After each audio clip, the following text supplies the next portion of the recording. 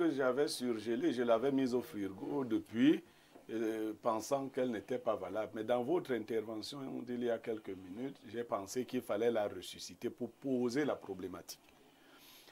C'est un monsieur qui m'a appelé il y a quelque temps. Il a insisté pour que j'en parle. Je lui disais, je ne vois pas l'enjeu de ta dénonciation. Parce qu'il arrive que... Mais maintenant, je viens d'en voir l'enjeu. Son épouse est allée faire des achats à Douala. Il vit ici à Yaoundé avec son épouse. Et cette dernière est allée faire des achats à Douala. Elle était supposée faire un aller-retour. Elle est partie très tôt le matin dans les bus de 4 heures. Elle devait faire des achats dans un marché et reprendre la route. Le bus a eu des difficultés à arriver à Douala. Donc son épouse est arrivée à Douala vers 12 heures. A réussi quand même à faire les achats, mais n'a pas pu reprendre le bus pour rentrer. À ce moment-là, son épouse l'a appelé. Elle n'avait plus d'argent et d'autres. Il a estimé qu'il ne pouvait pas envoyer son épouse dormir dans un hôtel, dans une auberge ou autre. Et il a son ami à Douala. Il a appelé son ami qui vient souvent chez eux à Yaoundé. Oui, voyez-moi venir, qui dort souvent chez eux. Et l'ami lui a dit, ben attends, ça pose aucun problème. C'est un détail. C'est un détail. Il y a la chambre des amis, il y a... puis il a donné les indications à son épouse qui est allée chez cet ami. L'épouse dit qu'elle est arrivée, le monsieur l'a bien reçue, lui a montré sa chambre, lui a donné le nécessaire de toilette et tout le reste, puisqu'elle n'était pas partie avec le nécessaire. Sauf que dans la nuit, le monsieur est venu. Elle avait déjà fait une remarque parce qu'elle lui a demandé les clés de la chambre. Le monsieur lui a dit de pousser la porte, que bon, chez eux, ils n'utilisent pas les clés. Et dans la nuit, le monsieur est venu dans la chambre de l'épouse, qui s'est réveillée en sursaut, croyant qu'elle rêvait. Elle a surpris l'ami de son mari devant elle, en tenue d'Adam. Disons que nu, parce qu'on ne comprend pas le français. Oui, nu, comme un ver de terre, et qui insistait comme un mauvais esprit pour avoir des rapports avec cette dernière. Elle a résisté autant qu'elle a pu. Elle raconte elle a été obligée de dire à son mari, ils se sont battus de 23h30, parce qu'elle a pu voir l'heure, jusqu'à 1h30. Seigneur Jésus. Quand la femme était finalement épuisée, le monsieur a abusé d'elle. Il a abusé d'elle. Elle a pris ces choses nuitamment. C'est-à-dire elle est allée attendre le matin à l'agence avec tout ce que cela comportait comme risque. Elle a ramassé ces choses, elle a pris une moto dans la nuit, dans un quartier pas très bien. Elle est allée s'asseoir à l'agence jusqu'à ce que l'heure de départ arrive. Elle a retrouvé Yaoundé. Elle voulait au départ garder ça pour elle, mais le traumatisme était tel qu'elle n'a pas pu cacher à son mari ce qui est arrivé. Il faut préciser que c'est le mari qui m'en a parlé. Et il m'a dit que c'est un ami qu'il a soutenu sur une très longue période. Qu'il a logé même chez lui avant qu'il n'épouse la dame qu'il a aujourd'hui et beaucoup d'autres services qu'il lui a rendus. Alors, son ami ne l'a pas appelé depuis. Depuis lors, pour lui non plus. Mais il demande des conseils parce que quand il me parlait, je lui avais dit que je ne pensais pas que ce soit une dénonciation qu'on devrait porter à la télé. Il voulait écouter les sons de voix des uns et des autres. Et je vous ai suivi avec une posture. Peut-être que ce sera la même posture que vous lui donnerez. Parce qu'il avait quand même quelques idées de ce qu'il peut faire. Oh là là. J'avoue vraiment que... On a soufflé du givre sur notre plateau. C'est pas facile, hein? C'est pas facile. Alors, le fameux monsieur qui a abusé de l'épouse de son ami, lui n'est pas marié? Il l'est, mais sa femme n'était pas là ce jour-là, ce soir. D'accord. Aucune question à poser à Bernard Romain. Votre réaction? Je voulais savoir quel genre d'achat la femme allait faire à Douala. Les vêtements et autres. Elle fait du commerce. Ah, d'accord. Oui, elle allait se ravitailler. Elle allait se ravitailler. Bon, je crois que comme le monsieur a voulu quelques conseils, d'abord il faut dire à la dame merci d'avoir osé présenter cette situation à son mari. C'est une question de confiance et de responsabilité aussi. Le traumatisme certainement était violent parce qu'elle a souffert 2 fois. On l'a d'abord bastonné et puis on l'a encore bastonné autrement. Donc elle a souffert 2 fois. Le le salopard a épuisé la dame d'autrui pendant 2 heures de temps. Un peu plus de 2 heures, et puis après, il a fait ce qu'il voulait faire. Bon, je pense que ce monsieur ne doit pas être normal, parce que vouloir absolument coucher avec la femme de son ami me semble un peu assez extraordinaire. Est-ce qu'il avait autre chose derrière cette intention? Est-ce qu'il voulait atteindre un objectif absolument en couchant avec cette femme? Je crois que le monsieur est une race assez compliquée.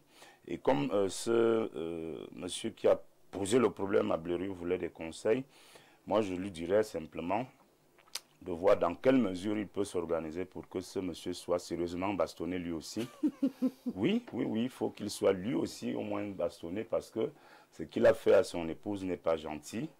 Au-delà de la relation sexuelle qu'il a abusé de cette femme, mais le fait de l'avoir physiquement traumatisé pendant un peu plus de 2 heures, moi je pense que ce monsieur, en principe, comme il veut un conseil, moi je lui demande de chercher des gros bras qui vont rendre visite à ce monsieur sans lui faire trop de mal, mais le tabasser correctement et lui laisser un message. Que la loi ne permet pas.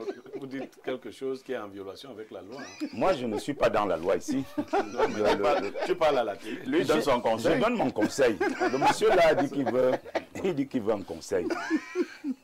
Blériot, je te jure que parfois il faut savoir résoudre les problèmes comme dans la rue. Il faut savoir hurler avec les loups. Ce monsieur a sauvagement bastonné, tabassé l'épouse de son ami, l'a épuisé donc après cette bastonnade et a abusé d'elle. Maintenant, qu'est-ce qu'on peut faire à ce monsieur pour qu'il sente mal? On n'a pas comme dit qu'il a bastonné la femme. Hein. Disons que... Ils ont bagarré. C'était dans la c'était une affaire de résistance et tout ça. Bon, il se faisait des câlins.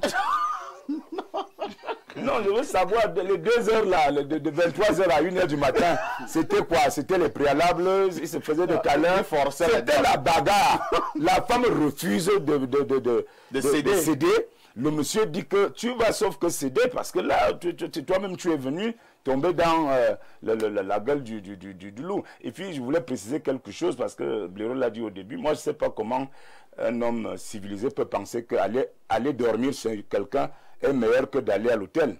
Oui, dans l'imagerie populaire, on sait que quand vous entrez à l'hôtel, c'est pour aller faire ce qu'on dit chez nous, les mamas satan. Les choses parfait, quand toi tu vas à l'hôtel, une épouse qui va passer nuit pour voyager tôt le matin, on lui donne la carte ou la clé de sa chambre ou de sa suite. Donc quand elle va là-bas, elle est véritablement en sécurité. D'abord, elle est enregistrée. Elle passe une bonne nuit là-bas dans de très bonnes conditions. Maintenant, le mari a pensé que là-bas, c'est plus compliqué. C'est plutôt là-bas qu'on risquera d'aller faire cela à sa femme. Malheureusement, c'est l'inverse. Il envoie donc plutôt sa femme dans un endroit dangereux où elle croise un homme dangereux, un pervers qui ne peut pas comprendre que ça, c'est la femme de mon ami. Rodrigue Adalbert Evina, cette affaire d'amitié devient de plus en plus risquée au Cameroun. Finalement, qui est notre ami? Si vous avez vraiment un ami au sens noble du terme, est-ce qu'il doit faire ça à ton épouse? Parfait, ici, dans votre question, vous parlez du sens noble. Mais combien de personnes aujourd'hui prennent la peine d'examiner la moralité de leurs proches, de leurs connaissances et autres? Je pense que nous sommes plongés dans cette espèce d'imprudence. Voilà qui nous amène à considérer très facilement des individus comme étant nos amis. Et c'est extrêmement dangereux, même si l'être humain peut être imprévisible, parce que vous pouvez aussi être avec votre ennemi sans le savoir pendant longtemps, tout à fait. Pendant des décennies. Vous êtes là, vous êtes sûr que vraiment c'est quelqu'un que vous maîtrisez déjà, pourtant il n'en est rien. Moi je suis de ceux qui pensent que il ne faut pas parler d'amitié avec une si grande facilité. Ce monsieur a posé un acte de trahison très grave. Très grave parce que si son supposé ami, parce que là on ne peut plus vraiment parler d'une amitié, a estimé que il n'est pas bon pour sa femme d'aller dormir soit à l'auberge ou à l'hôtel, sa femme serait mieux là-bas, chez son ami. Ça veut dire qu'il faisait confiance à ce monsieur-là que, effectivement, une grande confiance. Voilà, effectivement, c'est mon ami. Ma femme serait mieux et en sécurité là-bas, à son domicile. Mais maintenant, quand on écoute ce récit, c'est pour ça que j'ai parlé d'un acte de trahison vraiment avancé. Parfois ici, je voudrais aller plus loin en disant que si vous voyez là dehors le phénomène des règlements de compte, ça part de ce type d'acte. La trahison, il y a l'ingratitude, la trahison. Ces choses sont souvent douloureuses et insurmontables que vous devez être vraiment fort pour ignorer un acte comme celui-là sans poser, sans réagir de manière brutale et violente. Parce qu'il y a des gens parfaits ici, même là où vous êtes là, quelque chose peut vous arriver, tout le monde vous insulte là dehors. C'est clair. Vous allez rester tranquille. Mais il y a des gens que s'ils s'associent à ceux qui se moquent de vous, ça te fait mal. Ou à ceux qui tirent sur vous, parce que vous allez dire que tout le monde peut me faire ça sauf toi. C'est vrai. Vous voyez un peu? C'est pour ça que je comprends Bernard Ouna. En fait, je n'ai pas envie de dire ce que moi il pourrait faire si ça avait été ma femme. Ne dis pas que tu vas tuer ce monsieur. Mes intentions ne sont pas très bonnes. Il n'est pas bien que moi, Evina, que je m'asseye et que je réfléchisse dans le sens de répondre à quelqu'un. Mes intentions ne sont jamais bien. Ouais, un tout petit peu, parce que je vous considère comme mon ami. Vraiment. Ma femme me rapporte ça. Bon, je ne peux pas dire ici ce qu'elle va faire. J'imagine que vous étiez à table. Je suis sûr que vous allez avoir envie de manger. Non, mais franchement.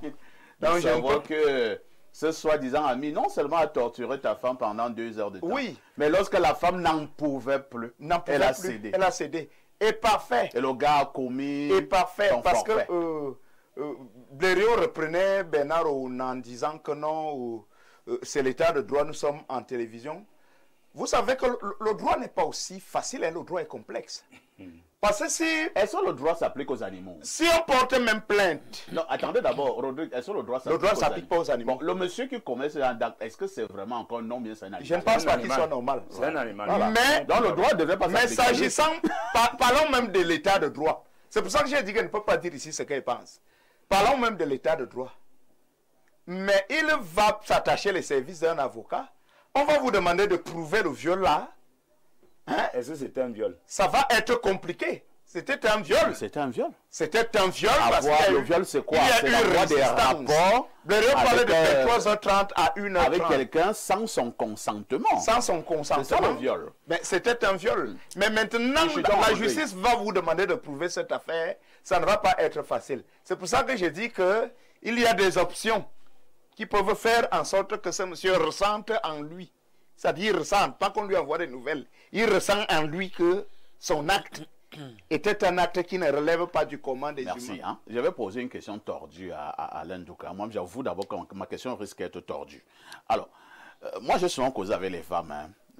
Certaines femmes, 1, 2, 3, 4, 10, m'ont fait comprendre que parfait, un seul homme ne peut pas violer une femme. Si la femme ne veut pas, tu n'arriveras pas à tes fins. C'est excessif? Je vais répondre.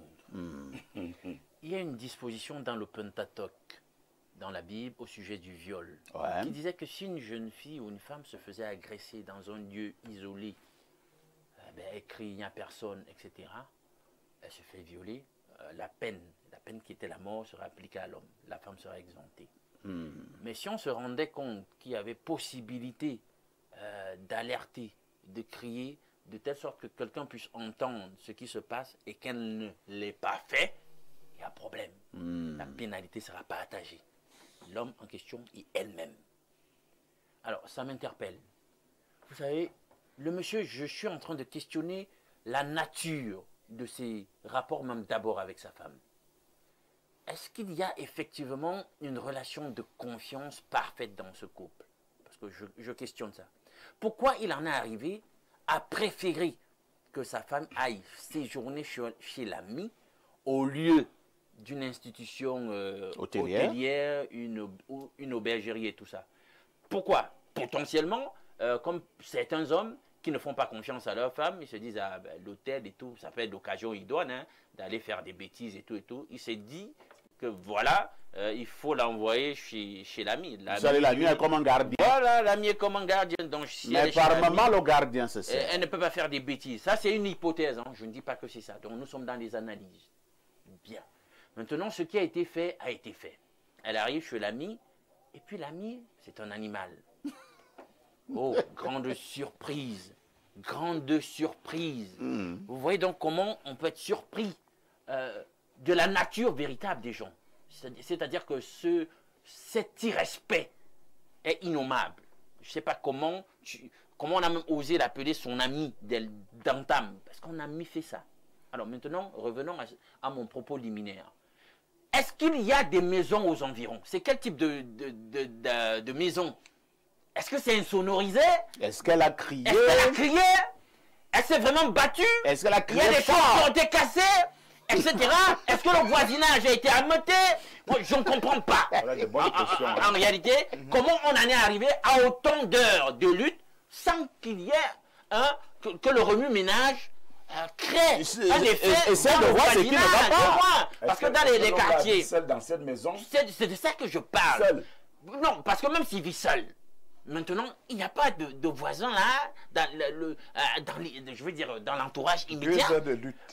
On peut comprendre parce que quand même dans nos quartiers là, quand il y a déjà beaucoup de grabuge à un certain heure dans la nuit, les gens se réveillent pour un tout petit peu questionner, mais qu'est-ce qui se passe? On sort, est-ce que c'est un bandit? Est-ce qu'elle s'est vraiment battue, cette dame? J'ai un problème avec ça, moi. Et ça me ramène au Pentateuque pour dire, ben écoute, est-ce qu'elle a fait ce qu'il fallait faire pour que vraiment les gens, s'il y a possibilité que quelqu'un passe par là, qu'elle puisse être sauvée? Parce que vraiment, 3 heures de lutte pour aboutir finalement à ce qu'il n'y ait personne. Et pourquoi donc elle s'est donc débattue pendant tant de temps? Je ne comprends pas ça, moi. Je ne comprends pas ça, moi. Pourquoi elle a supposé se battre? Bien. Maintenant, passons. Quoi qu'il arrive, ce que ce monsieur a fait est vraiment d'un déshonneur incroyable. Alors, quel est le conseil que vous donnez au mari? Le conseil, parce que vous savez, la voie judiciaire, ça, Rodrigue le relevait déjà. Il faudra prouver un certain nombre de choses. Est-ce qu'on a même au moment là fait un effort de prélever l'ADN? Il faut prouver quoi, qu'il y a eu, je sais pas moi, parce que là ce sera ça. Est-ce que sur le délinquant, on va dire la parole de la dame contre la parole du monsieur, et du temps s'est déjà écoulé, etc. Bien, certainement Blériot va bien développer ça, mais je pense que nous, on a aussi en tant qu'Africains une façon de régler un certain nombre de situations. Non, vos règlements africains là. Dans l'hypothèse où la femme a dit la vérité et que vraiment il n'y ait pas eu possibilité d'assistance et qu'il y a effectivement eu cette brutalité bestiale et ce viol, qu'il règle ça à l'africaine. Pierre Blériot, il y a un mec. Alain Douk a quand même posé un certain nombre de questions. Hein. Là, nous étions là dans les enquêtes. Nous sommes déjà un tout petit peu là au tribunal, ou bien en enquête préliminaire. Est-ce que cette dame-là, quand même aussi, s'est vraiment battue pour que cette affaire-là n'arrive pas? Bon, déjà que c'est une erreur de penser qu'un seul homme ne peut pas violer une femme. Comme certaines femmes ont dit. Non, non. Il y a des hommes qui sont d'une violence inouïe. Dire que même toi, l'homme, s'il te cogne une fois, tu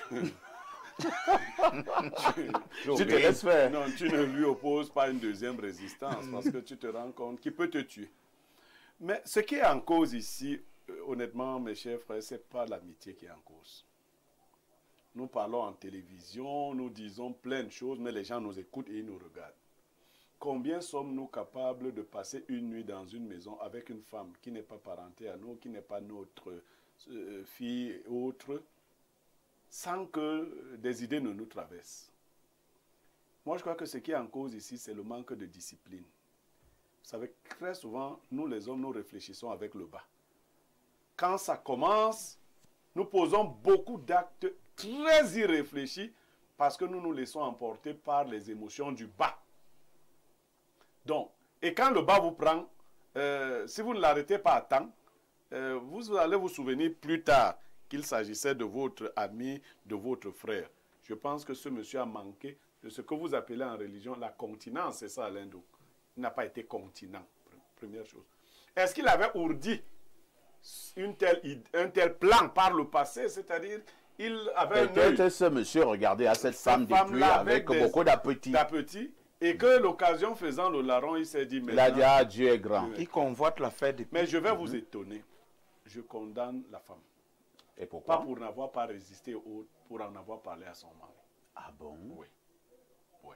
Le fait qu'elle garde le silence, est-ce qu'on ne pouvait pas dire que c'est une complicité? Imagine, Blaireau, là, je te poursuis. Si la dame décide de garder le silence, comme vous êtes en train de suggérer, et que un jour, le mari découvre cela, comment le mari va regarder cette dame? D'accord. Je vais donc vous dire, je l'ai déjà dit en télévision, Ouais. Moi j'ai assisté au viol d'une de mes épouses. Ouais. Je l'ai déjà dit, je ne vais pas revenir sur ça. Et lorsque nous avons été dans les circuits de prise en charge, vous savez le constat qu'on a fait? Non. Allez voir avec les psychologues. Plus de 80% des femmes qui avouent à leur mari avoir été violées sont chassées. Ah bon? Oui. C'est-à-dire que très peu d'hommes ont le mental de vivre avec une femme qui a été violée. C'est pour cela que les femmes plus avisées n'en parlent pas souvent. Je ne dis pas que c'est une bonne chose. Je parle là de maturité. Beaucoup d'hommes vous disent non, très peu d'entre nous là. Ta femme vient, au départ, tu la soutiens. La première réaction est souvent de l'accompagner, de la soutenir. Mais quelquefois, à ton corps défendant, tu commences à la regarder d'une manière d'abord piteuse, ensuite à la culpabiliser. Les questions que vous posiez là, ramenez-la à vous-même. C'est-à-dire que l'homme commence à se dire, est-ce que tu as vraiment résisté? Est-ce que toi-même tu n'as pas voulu ça? Et dès que tu commences à raisonner comme ça, elle devient l'auteur de la bêtise. Tu commences à la trouver sale. Et quelquefois, l'ami là même, ce n'est même plus le problème, c'est elle. Il y a même des hommes qui ont perdu totalement le désir sexuel avec leur femme. Je dis, les cas, ils sont légion. Vous parliez donc de l'africanité. Oui. En Afrique, il y a des choses... je vais faire une bifurcation. J'ai une cousine qui est violée par un oncle. Elle a... Oui. Incroyable. Elle a... Il y a de ces Non, elle a 11 ans. Ah, Le problème est posé à mon grand-père. Que voilà, tel a violé tel. Mon grand-père nous demande de ne pas en parler. Non, je lui dis, non, on ne peut pas, il faut l'exposer. Il me dit, tu as dit que tu apprenais la sagesse, non, mec. Je lui dis, mais il y a quelle sagesse là? Il me dit, bon, voici ce qui va se passer.